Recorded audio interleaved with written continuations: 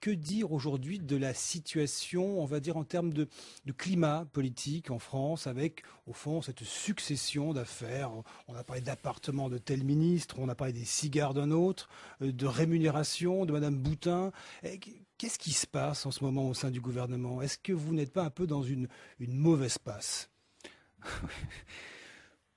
Vous savez, il faut sortir de la crise. Ce sont des faits, hein. Non, mais bien sûr. Non, mais et puis c'est normal que vous posiez la question. Et moi, aucune de ces questions ne me gêne. J'essaie de vous apporter des réponses qui me semblent donner un sens. Ce qui donne du sens en période de crise, c'est effectivement que l'État et ses serviteurs, et un ministre est un serviteur de l'État, soient absolument exemplaires. Soit exemplaire dans son mode de fonctionnement, dans le train de vie, dans les moyens mis à la disposition de la mission qui lui est confiée. Donc tout ce qui s'éloigne de l'exemplarité d'un serviteur de l'État nourrit en effet des interrogations légitimes de la part des gens qui souffrent, qui sont en difficulté, qui sont sur le terrain, qui ont parfois des problèmes de fin de mois, qui ont des problèmes de logement, qui ont des interrogations pour leurs enfants. Et ça, nous devons être de ce point de vue extraordinairement vigilants. Et je suis pour ma part favorable. Nous y travaillons à ce qu'il y ait une mise en forme très rigoureuse de ce qui est alloué au fonctionnement d'un cabinet ministériel, de ce qui est alloué à son administration. Ce que vous voulez dire, c'est qu'il faut qu'il y ait une transparence, et il faut qu'il y ait un document connu du public. Alors il y a des documents, ils ne sont pas toujours connus. Prenons l'exemple des appartements de fonction des ministres. Ils n'en ont pas tous besoin. Un ministre qui vient de la province a besoin d'être logé. Ces appartements, ça a rarement été dit.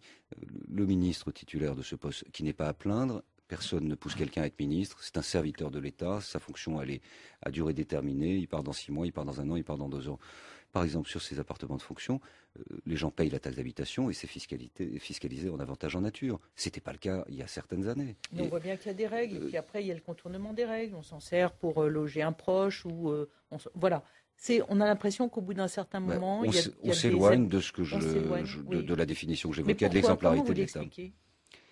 Je ne sais pas. D'abord parce que je pense qu'il y a aussi un système.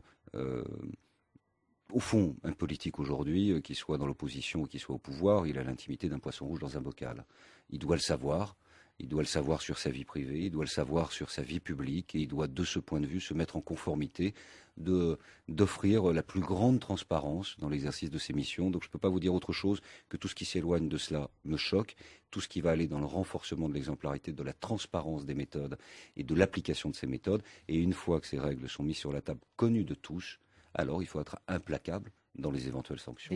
Michel Sapin, certains ont parlé d'un climat similaire à ce que vous avez pu vous connaître à la fin de l'ère Bérégovoy. Est-ce que vous pensez qu'il y a un phénomène d'usure aujourd'hui du gouvernement? Je crois qu'il y a des faiblesses individuelles.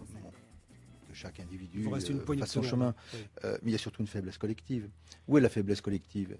Il y a une crise, et il y a un discours inadapté à cette crise. Il y a des décisions inadaptées à cette crise. Et un président de la République qui n'est pas capable d'être homme d'État comme il faudrait l'être face à cette crise. Il peut avoir des discours, ensuite les actes ne sont pas en adéquation avec ses discours. Donc il y a besoin d'un chemin, il y a besoin d'une voix, il y a besoin d'autorité, et cette autorité aujourd'hui est perdue. Et à partir de là, toutes les individualités avec leurs faiblesses ressortent.